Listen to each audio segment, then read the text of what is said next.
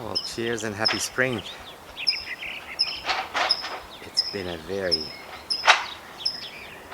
long and cold winter and wet in Southern California. But I guess it paid off. The trees love it. They got extra water. And look at this beauty. 3-year-old.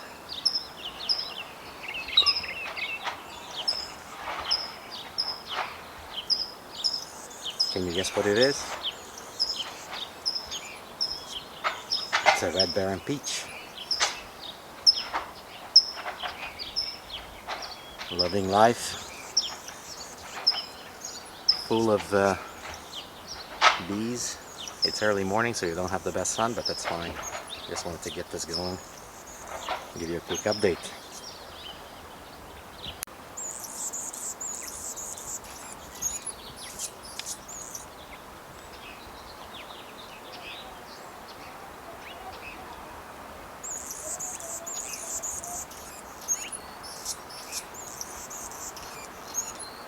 Fuerte avocado.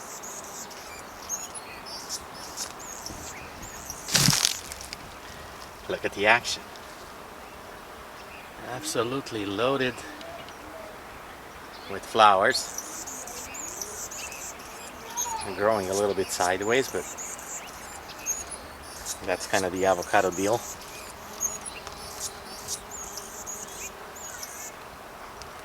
You have a background of a little hummingbird.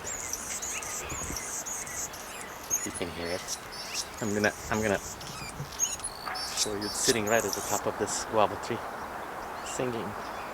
So he's the culprit. He just flew away.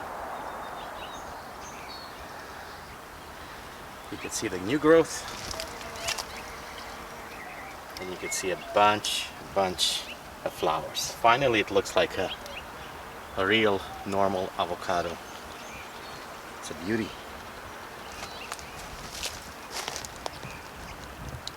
And this is the one that has the experiment where we co-planted with other flowers, and this is our chop and drop used for mulch. You can see, and so far it's doing well. No impact. Well, the experiment, I guess it's positive. No impact on the tree or on the plant. Great options. So that's what's happening here. This is the reed. Well, I hope it's a reed. Based on the fruit shape, it might not be, but you can see both new growth and also leaves that are about to fall. Plenty of flowers very near the other fuerte, so they're going to be pollinating each other, which is the intent here. Fuerte there, reed here. You can see. I had a lot of comments from people to say, what do I, because it's organic and it's all organic, what do I feed my fruit trees? So obviously, besides composting and buying organic feed from the big box stores, doesn't matter. I also feed them whatever available that's natural, and in my case I love fishing, so it's a lot of either tuna blood and or fish scraps that are not desirable, kept in the water for a while, and I use that water to water the trees. So a little TLC, and goes a long way. The trees love it. Hopefully the light is right on this tree. I had a creature that ate most of my avocados. I know the creature's name. It is an opossum, but this is probably one of the last avocados on this, and it does not look like a reed. Sadly so, it does not. But who could say no to a cool looking avocado tree? right? So read or not, it will stay. It's part of the family now. And look what else is new. Here's the Satsuma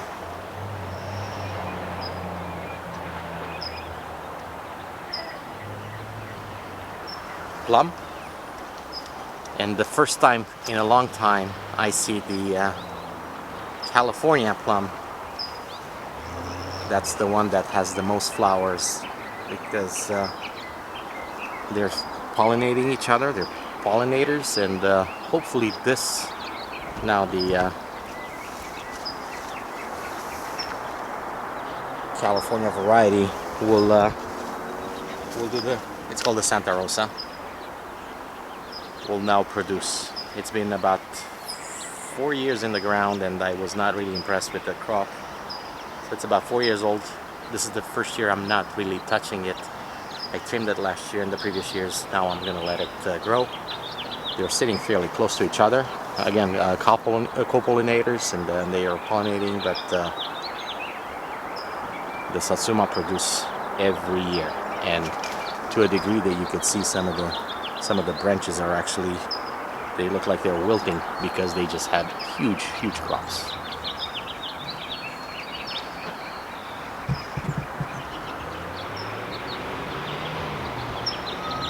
Say hi to this little guy, he's always here. He's one of the hummingbirds. I think it calls this California Santa Rosa plum its home now.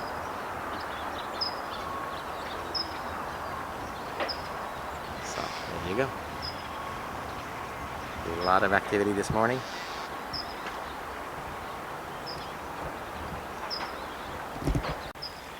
Here you go. You should be able to recognize this. I don't think I have the best variety of Loquat, but it's super tasty. But the fruit itself, it's fairly mediocre. It splits and it sunburns to a degree. Every year it produces a lot. I have big, very large size. If you see here, seeds. But in any event, I love, and my wife also loves the flavor. Very flavorful. It's just the fruit profile is fairly poor. Obviously it's small fruit, a little meat, but worth keeping. You can see it's loaded, so hopefully I don't have a camera stabilizer, so my hands does it justice. So again, it's meant to stay for right now, but not the prettiest tree, but that's fine. And this is one of the new additions, the gem avocados, planted about 6 months ago. I'm very excited about this. You can see it's taking fairly well. It's pushing new growth, and also has a lot of the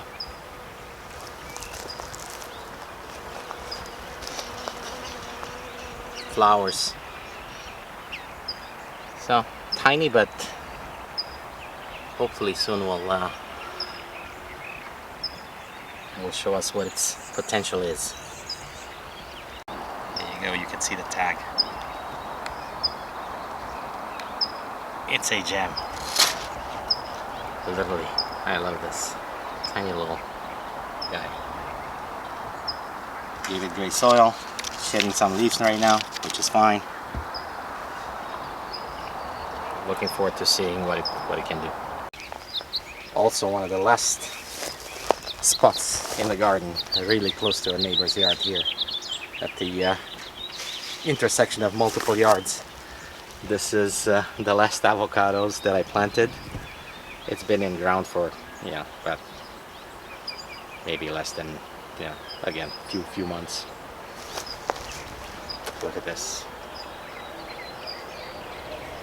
Can you guess what it is? I don't think it's possible, but I had great recommendations for people, and I needed another B type, so it's a Jim Bacon. Hopefully you can see it. It's already very upright for an avocado. pushing a lot of growth, so I'd say it loves it here. I couldn't plant much here before. One of my neighbors had a huge eucalyptus tree that was about 80 feet tall, at least 30 years old, at least. And he was shading this spot, so once that was gone, it created a spot for new life. Here's the Hass avocado, doing fine. I can see finally some new growth. It's a little later than the other avocados. Plenty of fruit. I'm gonna let the fruit just ripe a whole lot better on the trees than somewhere else. Decent size. So I'm excited.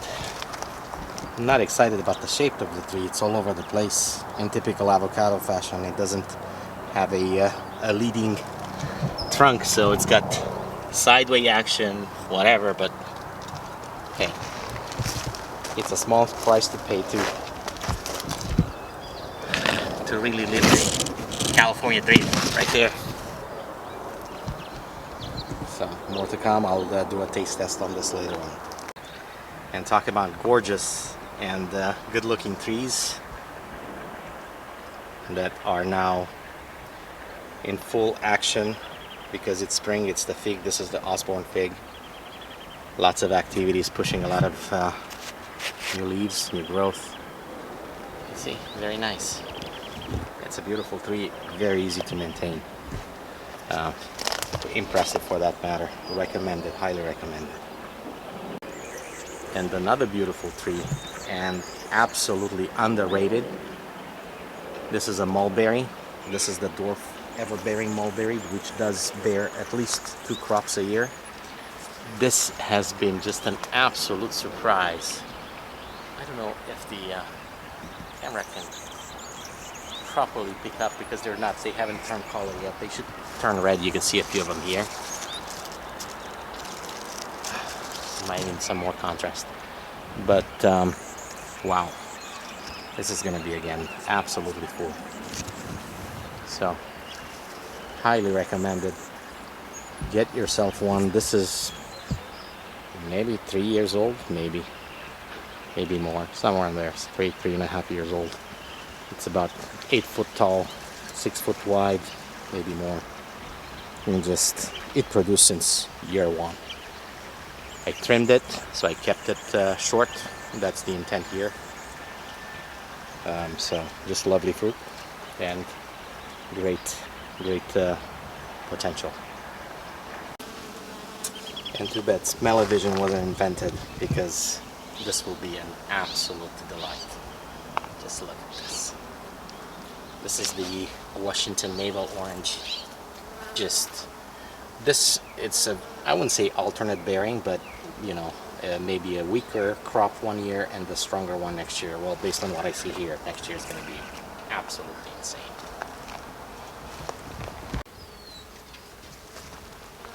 You can see it. I think it has more flowers than leaves right now. Wow. A few fruit left on the tree. This year had smaller size fruit and a weaker crop.